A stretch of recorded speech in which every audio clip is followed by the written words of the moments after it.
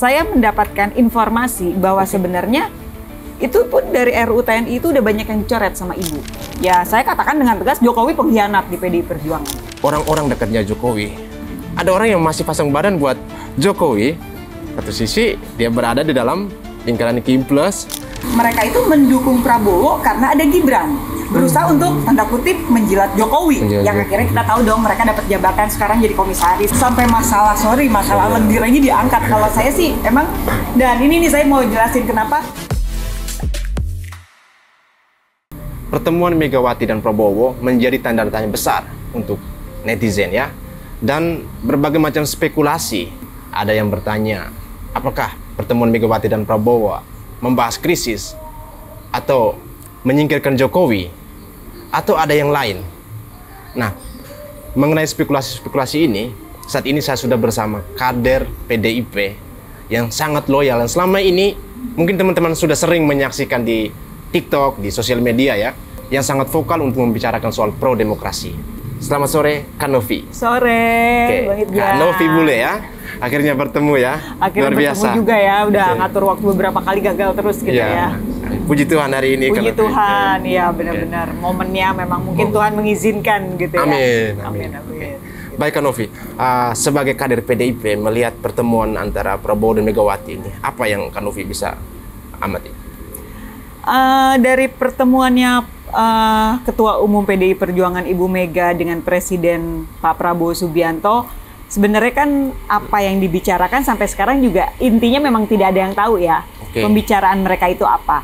Tapi apapun itu yang dibahas oleh kedua tokoh bangsa ini, saya sih berharap memang untuk masa depan Indonesia yang jauh lebih baik. Yang memang membahas bagaimana membangun Indonesia ke depannya gitu ya. Walaupun memang mungkin banyak ya persepsi-persepsi ya dari pertemuan tersebut, memang banyak lah ya kita lihat di medsos itu yang mengatakan bahwa Prabowo ketemu Ibu ini sebenarnya minta bantuan dengan krisis ekonomi saat ini. Ada lagi memang ini adalah strateginya Prabowo Mega untuk melawan Jokowi. Ya sebenarnya kembali lagi hanya mereka berdua yang tahu sebenarnya apa sih yang dibahas gitu ya. Tapi ya kembali lagi saya bilang apapun itu yang mereka bahas intinya untuk masa depan Indonesia.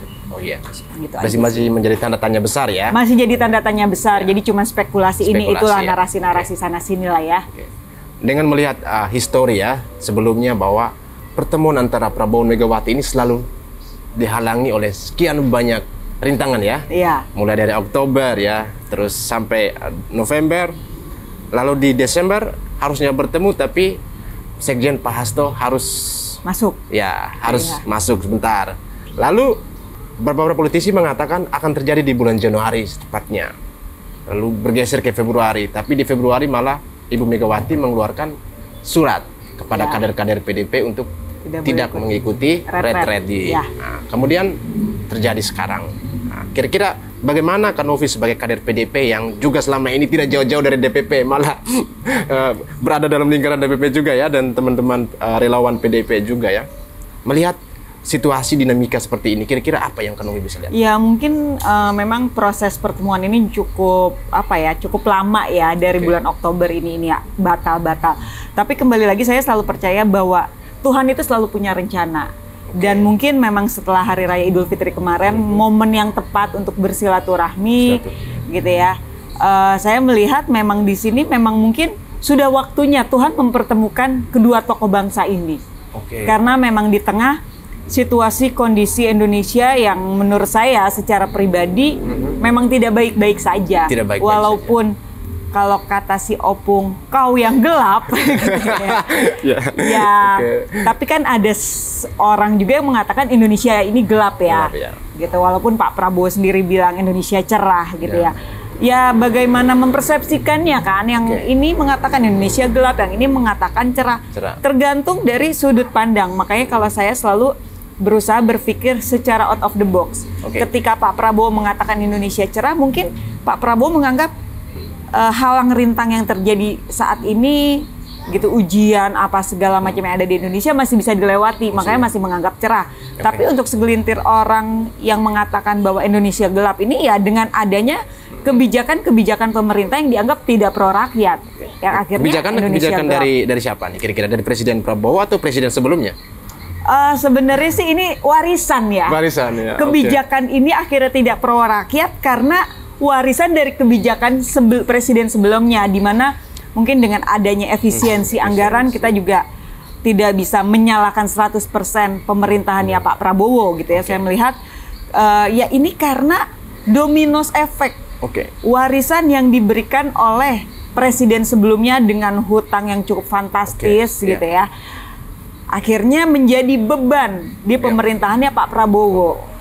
Nah, salah satu cara untuk mengatasi beban ekonomi yang saat ini hutang negara yang cukup fantastis, Pak Prabowo melakukan efisiensi. Tapi ada juga yang saya juga mengkritisi masalah kabinet gemuk. Kalau Pak Prabowo bilang kabinet gemuk dasmu gitu ya.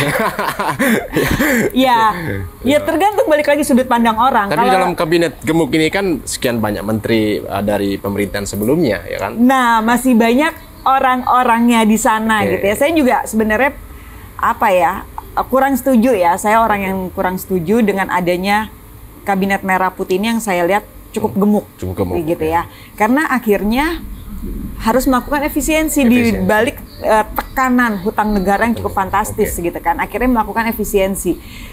Alangkah bijaknya kalau menurut saya dikurangin gitu. Kalau bisa tuh justru dari presiden sebelumnya ini dikurangin kabinet merah putih ini. Tapi kan justru malah bertambah.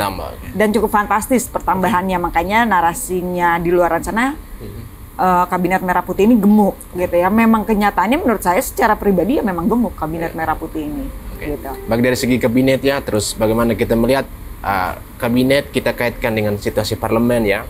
Kemudian soal dominasi di parlemen bahwa PDIP menguasai parlemen ya dengan jumlah kursi terbanyak 110 kursi. 110 kursi ya, disusul partai-partai lain yang masuk dalam Kim+.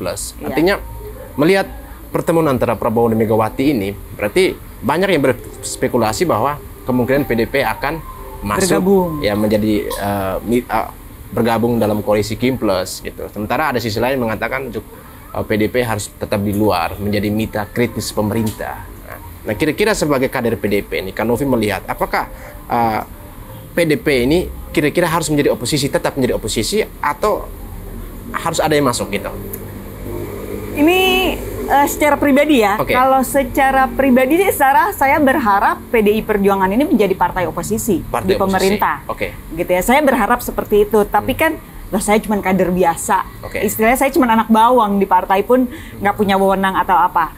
Kenapa saya berharap PDI Perjuangan ini menjadi partai oposisi? Jika tidak ada yang menjadi oposisi nih, oposisi ini kalau buat saya ini sebagai penyeimbang ya, check and balance ya. Check and balance pemerintahan. Jika PDI Perjuangan konsisten menjadi oposisi, itu sangat baik. Tetapi jika tidak, saya sangat meyakini pernyataannya Ibu Ketua Umum, Ibu Mega kan yang mengatakan tidak memang tidak ada di kabinet ya. PDI menolak untuk masuk di dalam kabinet merah putih. Tetapi akan mendukung pemerintahannya Pak Prabowo di luar. Nah, mendukung di sini yang pro dan kontra ya, seperti undang-undang TNI kemarin itu kan banyak yang menyalahkan karena kan kita tahulah ketua panjangnya Uta Hadianto dari PDI Perjuangan. Ketua DPR RI Mbak Puan Maharani dari PDI Perjuangan. Banyak orang yang menyalahkan PDI Perjuangan karena kan Mbak Puan yang menandatangani yang ketok palu. Tapi mereka nih sayangnya nggak paham, Bang, bagaimana sistem pengambilan suara di DPR RI. Di DPR RI ini kan walaupun PDI Perjuangan ini ketua umumnya menduduki sebagai ketua DPR RI, nggak bisa. Karena pengambilan suara dalam sidang paripurna di DPR RI itu kan dengan musyawarah mencapai mufakat. Jika itu tidak bisa dilakukan, gagal, maka dengan voting. Menolak atau tidak mendukung atau tidak mendukungnya PDI Perjuangan terhadap RUU TNI tetap gitu loh. PDI Perjuangan tetap hasil ketuk palu ya mendukung karena kan suara kita kalah 110 di total dengan Kim+, ya kalah lah kita gitu ya. Itu yang harus dipahami oleh masyarakat bahwa mendukung tidak mendukung PDI Perjuangan tetap harus gitu.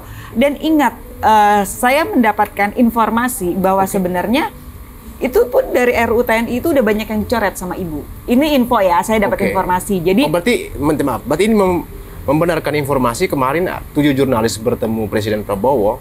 Prabowo menekankan soal polemik dari RUU TNI ini yang lebih intinya hanya pada perpanjangan usia pensiun ya, usia pensiun. Sementara yang lain tidak disebutkan oleh Presiden Prabowo. Iya. Saya sih kembali lagi, saya benar enggaknya kan ini juga saya dapat informasi ya, gitu, bahwa katanya memang sebenarnya Pak Prabowo sendiri pun berkomunikasi terkait RUU TNI ini dengan Ibu Mega, gitu ya. Dan Ibu Mega itu banyak coret, nggak setuju, gitu lah. Jadi kan di sini pun punya peranan Ibu Mega ya. Kalau memang betul info tersebut, artinya ya yang mungkin harusnya kemarin pasal-pasalnya itu banyak yang gimana, tapi akhirnya karena udah berkomunikasi dengan Ibu, ya ini dicoret, ini nggak setuju, ya akhirnya terjadilah seperti itu. Ya saya berharap balik lagi pro kontra terhadap RUU TNI, terhadap undang-undang TNI ya, sekarang menjadi undang-undang yang wajar. Dan kalau saya secara pribadi bicara, saya tetap menolak undang-undang TNI, gitu ya, walaupun partai mendukung, gitu ya. Partai mendukung ini kan karena balik lagi saya bilang, mendukung tidak mendukung PDI Perjuangan harus suara kalah di DPR RI. Tapi kan ada komunikasi katanya antara Ibu, gitu. Ya udahlah, gitu aja sih.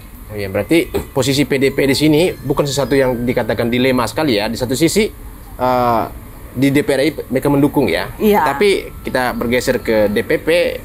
Tidak. Jadi gitu. Mbak Puan ini kan hanya menjalankan tugas dan tanggung jawabnya dia secara konstituen ya, dia sebagai ketua DPR RI. Jadi jangan juga lah memecah belah yang menarasikan seolah-olah di dalam PDI Perjuangan ini terpecah belah. Ada kubunya ini, ada kubunya ini, gitu ya. Dengan Mbak Puan menandatangin berarti Mbak Puan membelot yang enggak juga sih ya.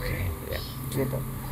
Kita kalau melihat soal soliditas PDIP ya, soliditas kader-kader PDIP ya. Ya seperti yang tadi saya sempat terngiang di telinga saya itu bahwa Kanovi mengatakan level kader ya, soal level kader ya. Kalau bagi saya itu PDP itu sesuatu sekali ya untuk saya, karena perjuangan dan spirit demokrasi yang mereka yang kalian bangun, terus yang berikut soal nasionalismenya dan ideologi-ideologi dari PDIP, bahkan sekian banyak politisi juga yang banyak pengusaha-pengusaha yang tertarik untuk bergabung. Kemudian di balik itu malah ada beberapa politisi harus keluar melihat dilema bahwa soal hubungan Megawati dan Jokowi gitu. Nah, ketika situasi berjalan seperti ini, merujuk pada pertemuan Prabowo dan Megawati kemarin, hubungan ya masyarakat sudah tahu kan bahwa hubungan antara Megawati dan Jokowi ini jauh jarak ya. Dan bagaimana Kak Novi melihat sebagai kader PDIP bahwa seorang Jokowi ini adalah seorang yang dibesarkan oleh PDIP, kemudian melihat beberapa kader lain yang begitu loyal mempertahankan ideologi PDIP dan tetap menjadi oposisi yang mitra kritis.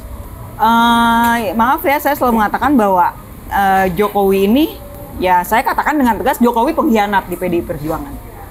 Saya mengatakan dengan tegas. Kenapa ya saya mengatakan?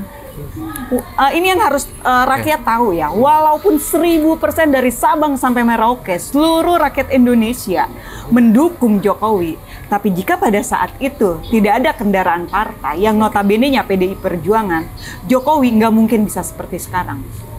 Dan seburuk apapun Ibu Mega, katanya ya Ibu Mega pernah masalah waktu yang ulang tahun PDI, kasihan ya Jokowi kalau nggak ada. Kalau saya melihat Ibu Mega itu sebagai seorang ibu yang bercanda ke anaknya. Ya saya juga kadang kalau bercanda, atau mungkin Bang Irjan juga pernah sama orang tuanya, lu nggak ada gua, nggak lahir lu ke dunia. Kadang orang tua tuh suka bercanda seperti itu. Ya mungkin tujuan Ibu Mega ya bercanda, menghidupkan suasana di acara ulang tahunnya PDI Perjuangan pada saat itu. Tetapi dinarasikannya negatif. Ya terlepas anggaplah itu ucapan Ibu Mega benar menyindir Jokowi atau apapun itu, saya mengatakan tetap, pantaskah seorang Jokowi membalas semua ini? Ya dong. Kenapa? Kurang gimana ya Ibu Mega? Bahkan sempat berbeda pandangan dengan almarhum suaminya Pak Taufik Kemas, di mana Pak Taufik Kemas sudah memberi nasihat bahwa Jokowi akan ini. Bu Mega masih tetap kekeh gitu ya, percaya dengan sosok Jokowi. Tapi kok Jokowi seperti ini, dan kita kader-kader PDI Perjuangan seperti Bang Adiana Pitupulu, Ciko dan yang lain-lainnya terus membela Jokowi selama hampir 10 tahun ya, 2 periode kurang ya. Kita membela terus dia sampai saya sendiri ya, kalau masih ingat kasusnya Rocky Gerung. Itu sebagai bentuk saya berusaha menjaga nama baik Jokowi, sebagai bentuk pengabdian saya bahwa Jokowi ini memang presiden yang layak untuk Indonesia dan kita harus menjaga dia. Tapi apa yang kami dapetin? Sebuah pengkhianatan. Jadi kalau buat kalian yang mengatakan Jokowi tidak berkhianat, di mana tidak berkhianat? Ya, mohon maaf, ada istilah seekor anjing pun ketika dikasih makan, dia akan selalu ingat lah kepada orang yang pernah memberinya makan. Gitu. Kok Jokowi bisa seperti ini? Di mana saya katakan hati nurani seorang Jokowi? Dia secara terang-terangan loh ya mengizinkan anaknya. Yang jelas masih notabene-nya masih sah kader PDI Perjuangan maju dari partai lain. Dan dia melakukan cawe-cawe saat Pilpres kemarin. Coba bayangin Bang Irjan kalau jadi Ibu Mega rasanya gimana? Bang Irjan udah merawat seseorang, menjadikan orang itu ini kalau nggak ingat masih nggak masalah mungkin, tapi ini ditusuk loh dari belakang. Gimana rasanya? Ya, itu sesuatu yang ya kalau mau dikatakan lebih jauh soal perasaan ya, baper, tapi ini melebihi dari sebuah pengkhianatan ya. Pengkhianatan buat saya Jokowi ini ya memang pengkhianat ya, terserah kalian tidak suka. Saya mengatakan menurut sudut pandang saya pribadi bahwa apa yang dilakukan seorang Jokowi ini jelas suatu pengkhianatan terhadap PDI Perjuangan. Ditambah lagi dengan ya kita tahu ya bagaimana anaknya bisa menjadi cawapres prosesnya. Segila-gilanya seorang Soeharto pun yang berkuasa 32 tahun juga tidak seperti itu. Gitu loh. Ada gak presiden dunia bapaknya masih menjadi presiden, anaknya mencalonkan? Ada. Korea Utara, bapaknya meninggal, anaknya baru. Gitu kan? Amerika pun bapaknya udah lengser bus, anaknya baru mencalonkan. Ini bapaknya masih menjabat, gila gak sih gitu loh. Bahkan saya ingat waktu itu kan sebelum Pilpres ya, Gibran dan Bobi sempat mengkampanyekan untuk memilih Ganjar dan berseragam PDIP, dan akhirnya kemudian harus berbalik memilih partai yang lain, dan itu saya pikir ya itu pengkhianatan nyata gitu. Pengkhianatan nyata. Dari situ sebenarnya harusnya rakyat paham ya bahwa omongan mereka itu tidak bisa dipegang, gitu lah. Bilangnya A, nyataannya B. Itu yang dilakukan oleh Jokowi dan anak-anaknya. Seperti itu sih. Nah sekarang dari Jokowinya itu sendiri, bagaimana Kak Novi melihat orang-orang dekatnya Jokowi, hubungan tadi dengan menteri-menteri yang kabinetnya gemuk ya. Sementara kan saat ini orang melihat ada polemik bahwa seperti ada geng sulut ya, istilah trennya itu kan. Nah, pada satu sisi gimana ini? Ada orang yang masih pasang badan buat Jokowi, satu sisi dia berada di dalam lingkaran Kim Plus, dan nggak tahu nih dia mau benar-benar tulus untuk murni untuk membela Jokowi untuk sesuatu yang ditujukan atau kepentingan lain menurut Kak Novi. Di sini saya melihat pendukungnya Pak Prabowo Gibran ini ada dua. Ada dua ya? Tipe ya, itu yang dibilang geng sulut dengan geng solo ya. Kalau geng sulut memang mereka ini murni orang-orangnya Prabowo, yang memang mendukung Prabowo itu bukan karena ada si Gibran. Tapi kalau geng solo ini memang mereka itu mendukung Prabowo karena ada Gibran. Berusaha untuk tanda kutip menjilat Jokowi. Yang akhirnya kita tahu dong mereka dapat jabatan sekarang jadi komisaris apa gitu ya. Dan saya melihat, memperhatikan ya, menganalisis kalau geng sulut ini memang dia berusaha menjaga Pak Prabowo. Menjaga Prabowo. Tapi geng Solo berusaha menjaga Gibran. Contoh kecil waktu Pak Prabowo itu mendapatkan penghargaan presiden terbaik dunia ya, salah satu urutan tuh ya, yang awal-awal tahun ya, dari kalau nggak salah majalah Singapura apa nih, saya lupa lagi. Forbes mungkin. Forbes. Nah sementara yang geng Solo ini saya melihat nggak kayak ya, mereka tidak mengekspos ya prestasinya Prabowo. Seharusnya itu kan mereka berbaur, mereka juga tetap menaikkan Prabowo, citranya Prabowo. Padahal dalam lingkaran Prabowo juga dalam lingkaran Prabowo. Tapi mereka, saya ngeliat, sorry ya, saya merhatiin statusnya. Saya tahu lah orang-orangnya. Gibran terus. Prabowo punya prestasi kok kayak mereka hilangkan. Tapi giliran Gibran bagi-bagi susu mereka posting. Gitu. Ini yang saya lihat memang di lingkarannya mereka sendiri pun memang sebenarnya ya memang ada gesekan ya antara geng Solo. Tapi jangan lupa prestasi Pak Jokowi. OCCRP. Wah itu prestasi yang sangat luar biasa, sangat apa ya? Buat saya ini sangat sejarah mencatat banget ya, seorang mantan presiden mendapatkan prestasi OCCRP ya, salah satu tokoh kejahatan terorganisir korupsi ya dunia. Ya walaupun itu kan cuman ini ya tetap aja memalukan dan ini aib banget buat Indonesia. Dan balik lagi KPK kayaknya nggak ada ininya ya gitu, adem-adem aja gitu ya masalah. Nggak ada nyawanya KPK. Nah ya kalau balik di lingkaran geng Sulut, adanya geng Solo dalam lingkarannya pemerintahan Pak Prabowo, saya juga ngelihat bahwa gesekan ini akan berpengaruh kepada pemerintahannya Pak Prabowo sendiri. Makanya saya sih berharap Pak Prabowo bisa mengambil sikap tegas ya, yang narasi macan Asia berubah jadi macan ompong tuh ya bantah sama Pak Prabowo. Gitu bahwa gue ini memang macan Asia bukan macan ompong. Dengan cara apa? Buang tuh orang-orang geng Solo di pemerintahannya, karena orang-orang geng Solo ini kalau menurut saya secara pribadi mereka akan menjadi duri dalam daging di pemerintahannya Pak Prabowo. Gitu ya. Saya melihat ini secara sudut pandang saya pribadi bahwa Jokowi ini akan berusaha sepertinya menjegal orang-orang yang berpotensi akan menjadi lawan anaknya di 2029. Gitu ya. Banyak lah saya perhatiin, nggak perlu disebutin lah ya. Oh si ini dijegal, oh ini dijegal. Dilempar isu ini, dilempar isu ini. Ya contoh sekarang Ridwan Kamil lah. Gitu ya. Sampai masalah lendir aja diangkat. Kalau saya sih emang, dan ini nih saya mau jelasin kenapa saya nggak pernah ngangkat masalah Ridwan Kamil ya di medsos, karena saya ini tidak mau mengangkat urusan pribadi. Karena itu pribadi, itu privacy, bukan ranah saya untuk saya expose. Dan buat saya kalau ngangkat masalah pribadi itu, aduh itu sampah banget gitu loh. Saya nggak mau ngangkat itu. Bersentuhan dengan moral diri ya. Kalau moral politik mungkin ya. Karena apapun itu yang dilakukan Ridwan Kamil buat saya tidak merugikan negara, tidak makan duit negara. Yang dirugikan mungkin si perempuan yang jadi korban misalnya. Tapi untuk negara, sementara kalau saya kan basic saya memang mengkritisi kebijakan pemerintah yang tidak pro rakyat, yang merugikan negara. Ketika tidak merugikan negara, buat apa saya angkat? Bodoh amat, karena saya bukan lambe turah gitu ya. Itu ranah privat ya. Oke, baik.